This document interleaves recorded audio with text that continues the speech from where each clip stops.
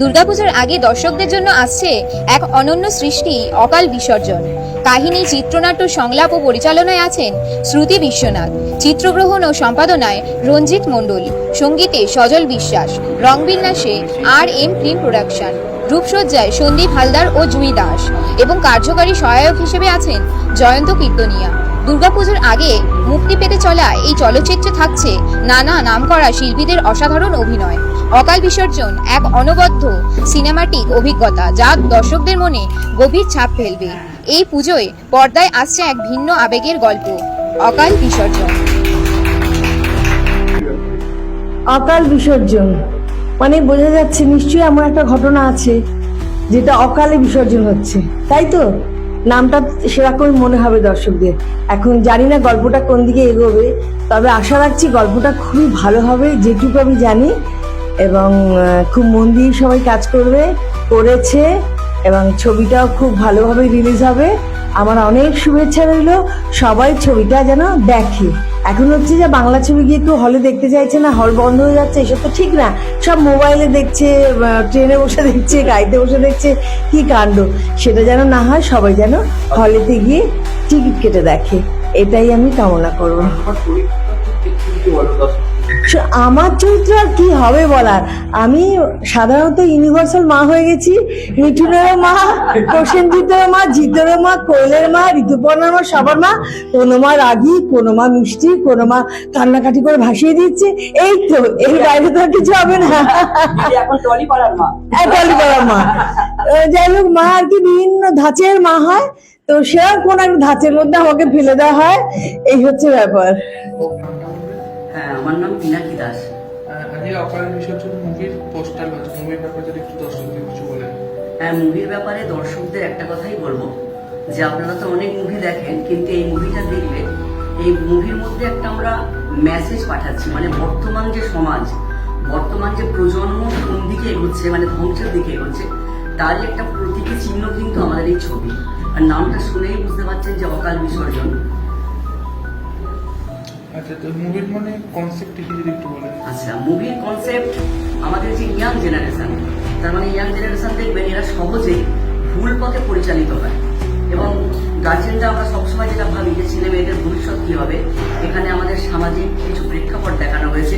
এখানে সামাজিক যে প্রেক্ষাপটে দেখানো হচ্ছে যে বর্তমান প্রজন্ম, শিক্ষিত প্রজন্ম, তারা কিন্তু চাকরি পাচ্ছে না, এবং চাকরি না পেয়ে তারা একটা ডিপ্রেশনে চলে যাচ্ছে, এবং তারা চাকরি না পেয়ে ডিপ্রেশনে যাওয়ার ফলে তারা মানে বদ সঙ্গে পড়ে তাদের জীবনটা অকালে বিসর্জন হয়ে যাচ্ছে। এবং এখানে নেশার একটা ব্যাপার দেখানো হয়েছে, যেখানে দেখানো হচ্ছে তার ভবিষ্যৎ প্রজন্ম নষ্ট হয়ে যাচ্ছে কিন্তু এই নেশার কবলে পড়ে, এবং তারা এমন কিছু ভুল কাজ করছে, তো দেখা যাবে একটা কুড়ি অবস্থাতেই ফুল হচ্ছে না আর কি, তারা কুড়ি অবস্থাতেই ছড়ে যাচ্ছে।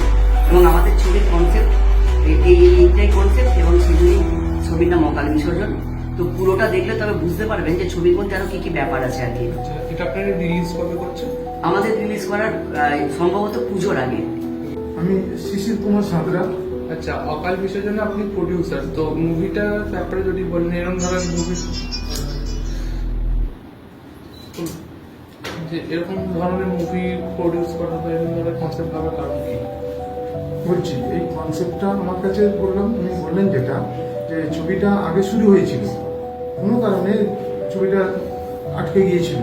আমার কাছে এলেন যে ছবিটা কিছু টাকা দিলে ছবিটা রিলিজ হবে। আমি ছবিটার গল্পটা শুনলাম, যে গল্প শুনে খুব ভালোই লাগলো, তো সেইভাবেই আমি এর সঙ্গে জড়িত। মানে পুরো প্রেক্ষাপট জানি না, কিন্তু তারপর থেকে বাকিটা আমার সব জানি। কিন্তু সত্যি অকাল বিসর্জন এই অর্থে, এই ছবি করতে গিয়ে অনেক দুর্ঘটনার কবলে আমরা পড়েছি। এই যে সামনে ছবি রয়েছে, মানে মেকআপ আর্টিস্ট বেশ কয়েকদিনের মধ্যেই একটা অ্যাক্সিডেন্টে একদম স্পট ডেড, আমাদের একটা পরম শোকের ব্যাপার। একই সঙ্গে দুই বোন, তার বোনও আহত হয়, সেই আমাদের তারপর থেকে অ্যাফেক্ট করে মাঝখানে বেশ কয়েকটা ঘটনা ঘটে গেছে। আর ওটা তো আমার কাকিমার ছবি, এর সিনেমা ছবি কিছুদিন আগে নেওয়া, তার স্মৃতির উদ্দেশ্যেই আমি ছবিতে আসি। আমার ক্যারেক্টারটার নাম এখানে হচ্ছে সাহেব।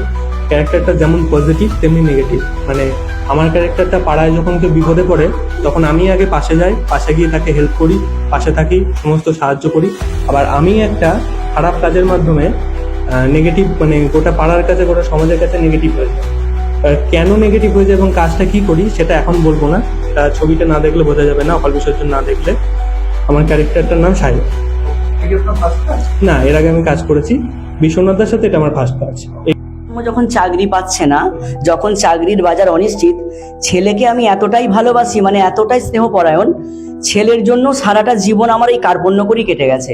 মানে আমি মারা গেলে ওকে কে দেখবে, ও কি খাবে, এই কথা ভেবে। এবং এখানে আমি একজন অত্যন্ত কৃপণ মানুষ। আমার চরিত্রটার নাম ছিল মদন। আমাকে আমার যে ছেলের বন্ধু যারা হয়েছিল, কিপ্টে মদন বলেই ডাকে আর কি।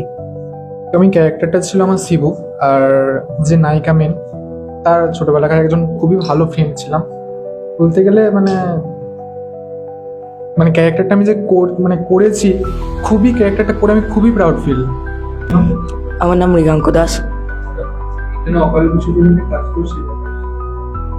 আমার এই মুভিতে কাজ করে সত্যি বলতে খুবই ভালো লেগেছে। আমি এখানে শায়নের চরিত্রে অভিনয় করেছি, মানে দুর্গার ছোটবেলাকার বন্ধু। এই 15ই আগস্টের পূর্ণ লগ্নে আমাদের নতুন ছবি অকাল বিসর্জন, যার আমাদের প্রযোজক উনি আছেন শিশির কুমার সাঁতরা, অর্থাৎ আমাদের এসকে এন্টারটেনমেন্টের যিনি মালিক। তো আমাদের এই অকাল বিসর্জনের আজকে ফার্স্ট লুক যেটা লঞ্চ করলো, আশা করছি এই ছবি দুর্গাপুজোর আগে আমরা রিলিজ করতে পারবো এবং দর্শক আবার হলমুখী হবে। আর নামটা শুনেই বুঝতে পারছেন যে পুজোর আগে আমাদের যে ক্যাপশন, যে দেবীর বোধনের আগে দেবীর অকাল বিসর্জন, এটাই আমাদের ছবির থিম। আশা করবো এই ছবি আপনাদের মন ভরাবে। অনেকদিন পর দর্শক একটা ভালো বাংলা ছবি উপহার দিতে চলেছে। তো এই ছবির